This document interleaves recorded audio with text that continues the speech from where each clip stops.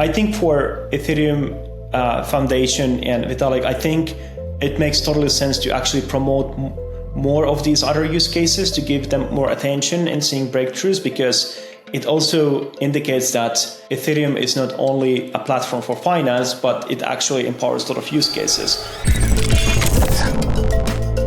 Welcome to Crypto with Cami, where we go over the biggest headlines in crypto in the past week. These are the headlines for the week of August 26. One of the main stories is that Telegram founder Pavel Durov was detained in Paris over the weekend. He was being investigated for a bunch of charges related to the fact that his platform Telegram was enabling all sorts of crime, including drug trafficking, porn, and so on. This is, of course, ridiculous. It's like arresting the creator of the knife or the gun because murderers are using those things to kill people. Of course, Telegram is a messaging app. People will use it for many different things. Criminals will do crime because that's what criminals do, and they use many different tools to do that. Of course, Telegram shouldn't be held responsible for what criminals do on the app. I mean, to me, it's pretty simple. But it also, it highlights Telegram being the main source of, or the main hub for messaging in crypto, that the crypto community should have an alternative, an encrypted, private, secure, uncensorable alternative to messaging. Another big headline is that MakerDAO, one of the biggest apps in DeFi, announced it is rebranding to Sky. Maker, of course, is not just one of the biggest, but it was the first decentralized finance application. It's the issuer of DAI, and now we need to get used to calling it Sky instead of MakerDAO. It's launching, together with a rebrand, a new token called Sky, and it'll also launch the USDS stablecoin. This is all part of MakerDAO's big endgame overhaul. We've reported before that this overhaul also intends to include a second stablecoin. So the idea is that there will be one fully decentralized stablecoin. Remember that DAI started out this way with only ETH collateral, and then it became less decentralized because it started adding fiat-backed stablecoins and real-world assets as collateral. Well, now USDS will be a fully scalable and with all sorts of fiat-backed and centralized type of collateral. And then, as we reported earlier, there will be a second stablecoin that will be what DAI was originally.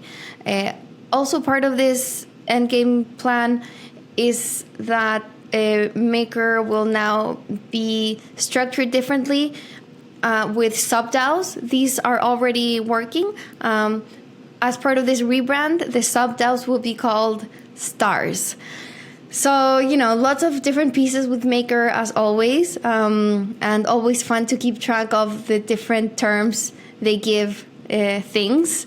But yeah, we'll be covering this huge overhaul of Maker.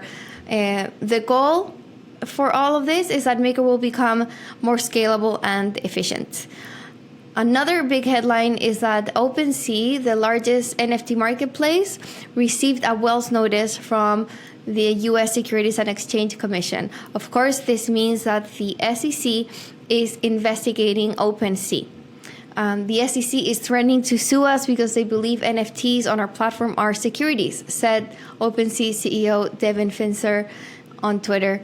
Of course, this also makes no sense. NFTs are a way to inscribe property on chain. Many NFTs are used as digital collectibles and to store art. Physical collectibles like baseball cards and physical art aren't securities. So I don't see a reason why digital collectibles and art should be. So it looks like OpenSea will join Uniswap, Coinbase, Kraken, and many others in their fight against the SEC. And lastly, Vitalik made some controversial statements about DeFi, and we have Stani from Aave on the show to discuss. Okay, so one of the most interesting developments this week was this series of posts by Vitalik, the co-founder and creator of Ethereum. And they stemmed from apparently these comments that Ken Warwick made. Ken Warwick is the founder of Infinex and Synthetics, and he said in a podcast that apparently Vitalik doesn't like DeFi.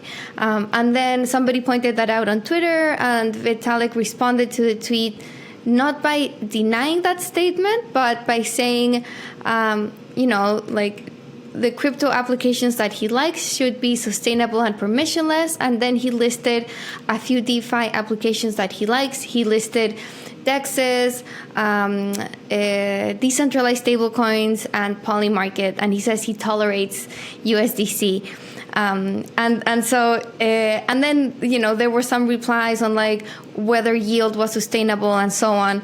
And so I'm super excited to have Stani from Aave and Avara and Lens here joining me. Obviously, Crypto OG, DeFi OG, and one of the founders of one of the largest DeFi protocols. So would love to get your thoughts on this, especially, because Vitalik said that depositing crypto in exchange for yield, where the yield comes from people borrowing crypto to trade more crypto, is essentially unsustainable. He said it's an Ouroboros, which is a snake eating its own tail.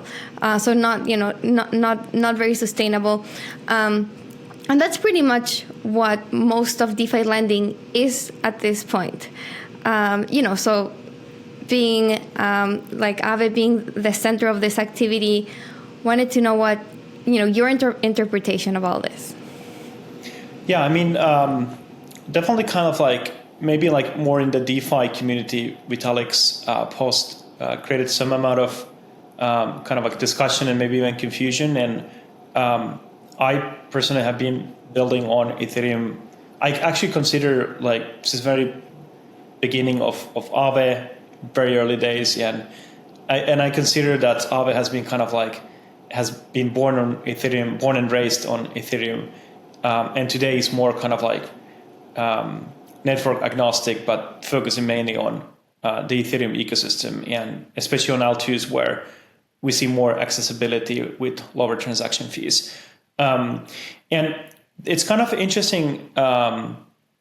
And I think the interesting topic, I think Vitalik has his own reasons and perspective to why kind of like maybe DeFi requires less attention, or things that are in DeFi are less interesting to him.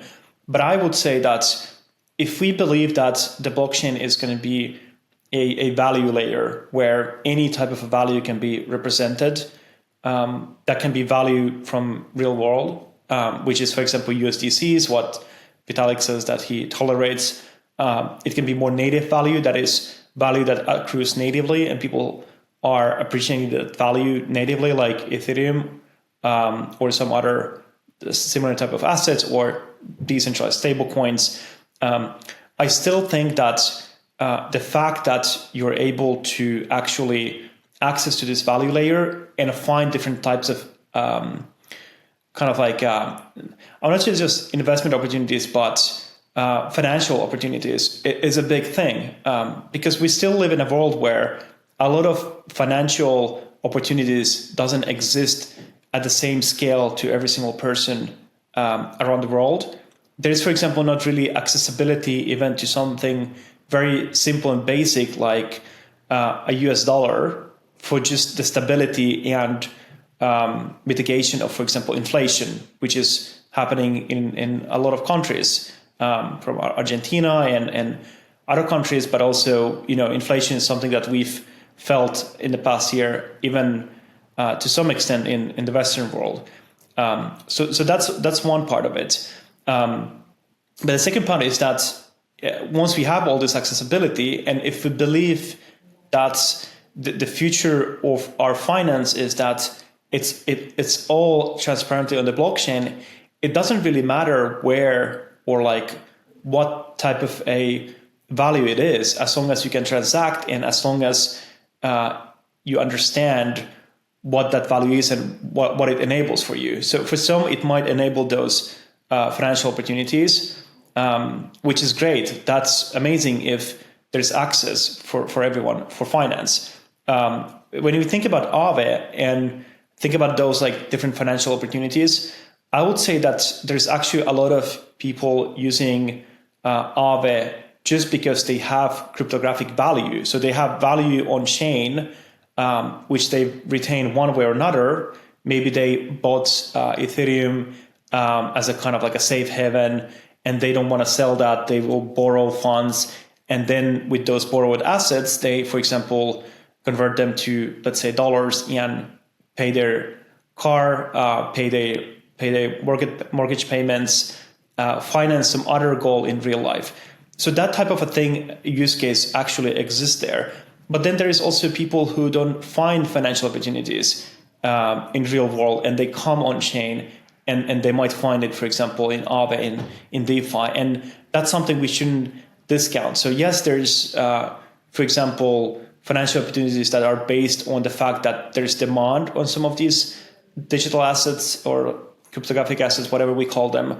But there's also usage where you want to unlock liquidity and go and finance some other opportunities. So I definitely I would not say that most is yield or it's unsustainable, because if there's demand and someone is willing to pay for that, that's actually real. But the second thing that is important is the diversification of these yield sources, because a healthy economy has that diversification. And I think that's what we should aim with DeFi and bring more opportunities on chain. Yeah, absolutely. I totally agree with you there on kind of those 2 points. I think first, you're right that what should be highlighted and what we should place emphasis on is the fact that these primitives have been built on Ethereum and on other blockchains. I think that's huge. I don't think that should be minimized. And I'm kind of surprised that Vitalik isn't kind of jumping in one leg at the fact that these things are being built on Ethereum. Like we have permissionless, open, global trading, payments, lending and borrowing, staking, like all these things that were not possible before Ethereum. Like they weren't possible before smart contract platforms. Exactly. And they've been tested, they've been battle tested all through like the Luna crash, the FTX, through bull and bear markets, and they work. Like when CeFi goes down and everyone is locked out of their accounts because there's too much volatility or whatever, DeFi just keeps working. And I think that's so important and so huge. So that's one thing. Like I think it's major, and I think we're on our way to actually disrupt traditional finance. And I think that's kind of the main use of blockchains. Like right now, or like the first or more obvious one. And I think one really kind of like misconception, and I wrote about this on socials, actually, is that we kind of like start thinking of like, well, what is the actual benefit for someone who has little value, or kind of like what's the like empowerment use case with the blockchain and finance, essentially. And I think Vitalik has been talking about this in the past, and something kind of like the way I, for example, explain of like what a protocol like Aave is, it's more of a backbone of a credit system. And in the sense that anyone can actually access it, it's permissionless, because it doesn't look into the backgrounds of who are the participants. And there should be that accessibility, because that creates the best pricing and the best market for executing credit transactions or let's say yield transactions. And just to give you a simple example, it's kind of like hard to understand like how a protocol where you have collateralization could help extending credit to, let's say, underfunded entrepreneurs or underfunded people across globally.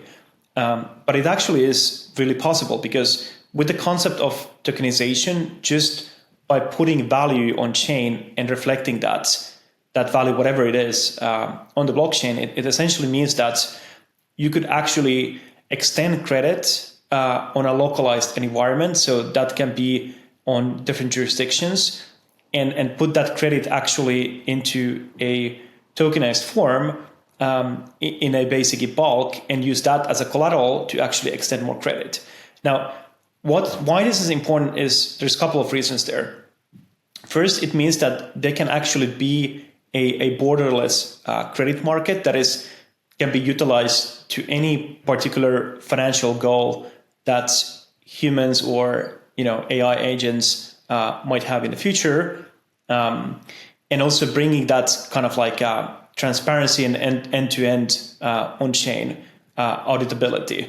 And I think that's really a powerful idea there. And obviously, it doesn't mean that you can go and issue credit and there's no credit ratings and whatnot. That's not the case. Actually, the case is that you have to be even more diligent to bring the credit on chain and get it into DeFi and get it into a protocol like Aave, even if it's not in the main market, some other markets of Aave. So you have to put more diligence. So that essentially doesn't mean that you end up in a more riskier environment by doing so.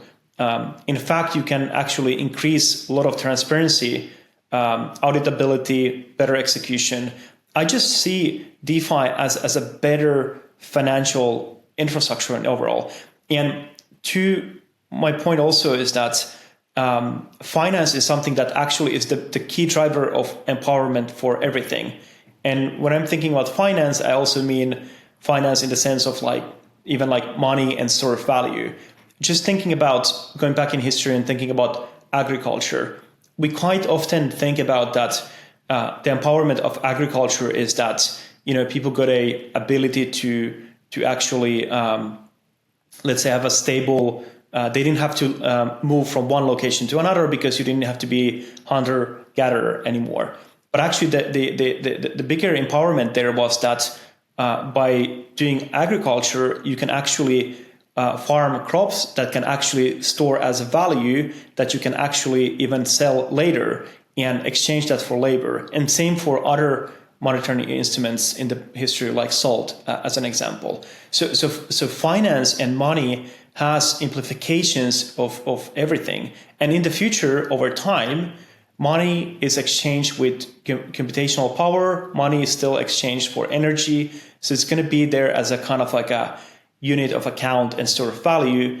And that's needed for every basic empowerment, whatever use case you have outside of finance. So that's how important the space actually is. Absolutely. So Vitalik, in that sense, was saying that finance for blockchain to make the world a better place is not enough, and he says that non-financial crypto use cases should get more support. So he named a few other use cases that he would like to see. Let me see if I can. Okay, so he was saying encrypted messaging, centralized identity, social media, surveillance, and other different use cases. But if I'm interpreting what you're saying now and also what you posted, it seems like to you finance, blockchain-based finance still is such an important use case, and it still needs to be further developed, and that can then support the non-financial use cases, but we still have like a really long way to go for that financial use case to be to be fully developed. Basically, that it's not kind of the right moment to kind of take our eyes away from DeFi and into like other use cases, I guess. Yeah, and exactly. And I would say that even I'm really, I basically like the idea, and I evangelize the idea of non-financial use cases, and that's what we are doing with Lens. Essentially, we see value in social capital, because we understand that not every single person in the planet has financial capital, but every single person has social capital, and that's basically connections we make, the content we create, and the attention we give and the attention we receive. And that's really quantified value, because the biggest companies in the planet as well are one of those social media companies. And a lot of value is transferred there, monetary value from advertisers to actually these platforms without going to the end users. So I'm basically all for new use cases.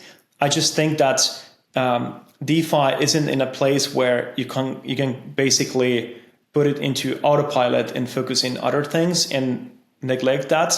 I actually think that DeFi is the use case that will take the longest to actually mature, because finance is quite fragile. Finance is very much been operating on a trust basis since hundreds of years. And essentially that means that to get a technology like this and getting it adopted to replace, or let's say into the main financial infrastructure, that will take time, maturity, and also the aspect that we can actually trust these systems to be mature enough so all the world's capital could be actually on chain at that point. So I do think that essentially once DeFi is actually just finance that is just better, faster, stronger, that is the case. But I don't think we're there. And DeFi is still having its biggest fights of whether it's going to exist in the future. There's still regulatory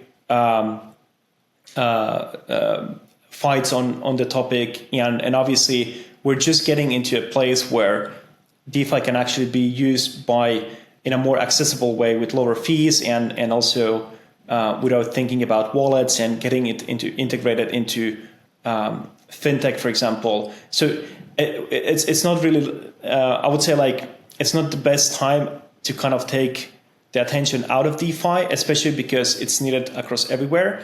But also everywhere where we have some sort of other type of value, so let's say social capital, or let's say attention, you should be able to monetize attention or distribution that you have.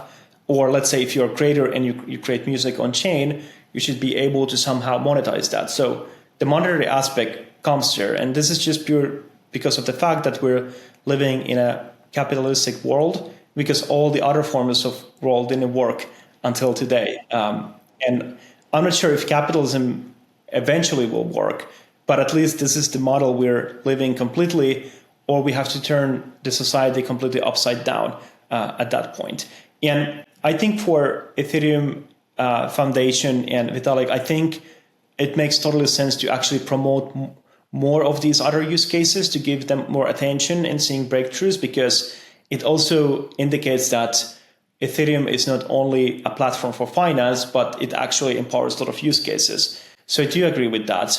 But I also think that DeFi actually needs attention. And the fact that DEF CON, for example, didn't have a track for DeFi was really surprising at that point, because there's a lot that can actually go into that category. And if we want to see this type of use cases where we see empowering funding or any type of empowering financial use case, we also need to promote those in these types of events in the category as whole. So I would say that was kind of like my two-way on the topic. No, I think, I mean, I didn't know that there was no DeFi track at DEF CON. I think that's just pretty mind-blowing. Yeah. But, you know, I also believe that the blockchain's primary use and the primary function that they serve is to transfer value in a censorless, permissionless way. Like that's what Bitcoin was made to do, right? It's peer-to-peer money, and that's what blockchains do best. And yeah, like of course, Ethereum expanded on that and made the blockchain programmable. But in the end, it is a network that allows censorless, permissionless, open transactions. And sure, you can, make computations on top of that. But the very core of blockchains is a financial use case. Yeah. And so I think for blockchains to succeed in other use cases, I think you're right in what you were saying. Like, they need to succeed in finance first, and that will enable more, blockchain native, non-financial use cases. But we need to nail money and financial services first. And I do think that Vitalik appreciates what's being built on Ethereum. So, I mean, he knows Aave exists and appreciates that. He knows a lot of things that is in DeFi. And I think it's more about kind of like for Vitalik to, and obviously I don't know exactly the case, but I would say that it would be amazing to see new things, novel things being built on Ethereum. My kind of like main point is that there's so much to do in DeFi and just get this technology into adoption.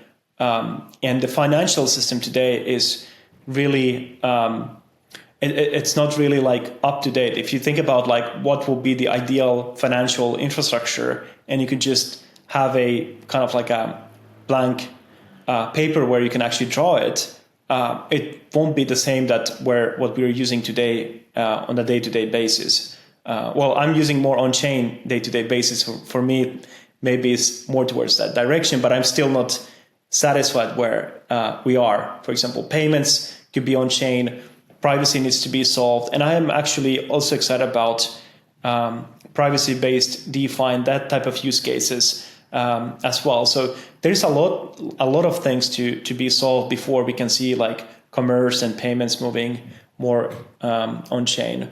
So that's the reason why I'm being vocal about the topic, and also trying to inspire other developers and new developers to actually build something really interesting and important in this category. And to wrap up, I think it's also interesting to highlight that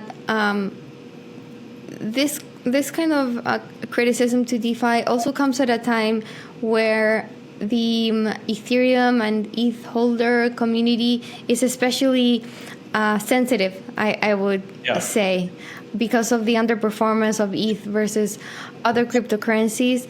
And I think there's some kind of doubt on how the Ethereum layer 1 is working, when it seems like layer 2s are being a bit parasitic to the layer 1s, because we're seeing all this activity on layer 2s, but not a lot of that value is transferring or being reflected in layer 1 or on ETH. So yeah, I wanted to get your thoughts on how can all this growing DeFi ecosystem and activity reflect, or how can ETH capture that value if everything is being built on layer 2s, or most of it is happening on layer 2s? Well, one interesting thing about the layer 2s is that they need to acquire ongoing basis the block space of layer 1. So essentially they need to buy ETH to spend it to actually write storage into Ethereum. So I do think that kind of like the idea of like the more layer 2s there are, different use cases, that's beneficial for Ethereum. So I do think that really works, because that also helps to create L2s that can actually progress faster on some sort of areas where they want to experience more with, let's say, better account management that takes way longer time to actually adopt on layer 1. So you can actually experiment more faster. Or you can create a layer 2 specifically for one type of DeFi activity and optimize it really well.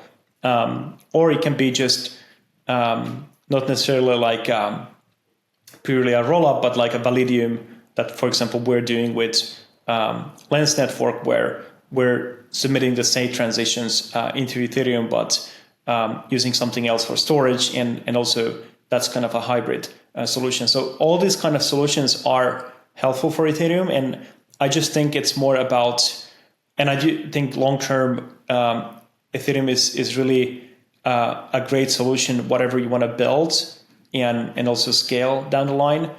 And the roadmap is really interesting from scalability perspective. And the question is more than kind of like, is this the final way of scaling, or is there going to happen something else? For now, it looks really good. But maybe one issue is that when we have all these networks, how we abstract that away from the user experience and make it more easier for users to interact with different L2s, and kind of like how L2s can actually work together and make more seamless, and maybe kind of like strengthen the Ethereum ecosystem by working together in overall. So I do think there's value capture long term, so it's built in, but it's more about how to bring everyone closer together is kind of like more interesting topic to solve. Sure.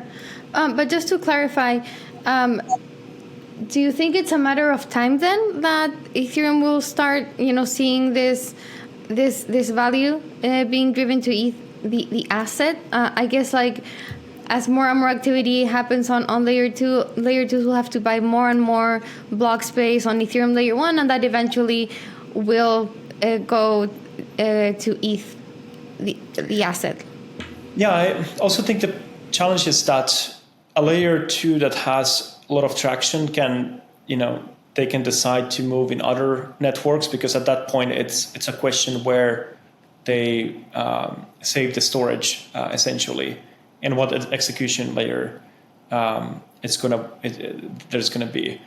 So I think there might be cases where one particular network is big enough that maybe the most financially beneficial thing is actually not to pay storage to Ethereum. So that's kind of like a one challenge I would see. But I think it's all about how kind of like you can align as a community, because Ethereum alignment doesn't necessarily mean that all these L2s need to align towards the Ethereum values, but also like how Ethereum can actually support all these builders at the same time that are really valuable for the whole ecosystem. And that's a really interesting challenge in my opinion, especially because there's so many contributors. Interesting. So to end up, like, what would you like to see in terms of this alignment for DeFi to keep thriving on Ethereum?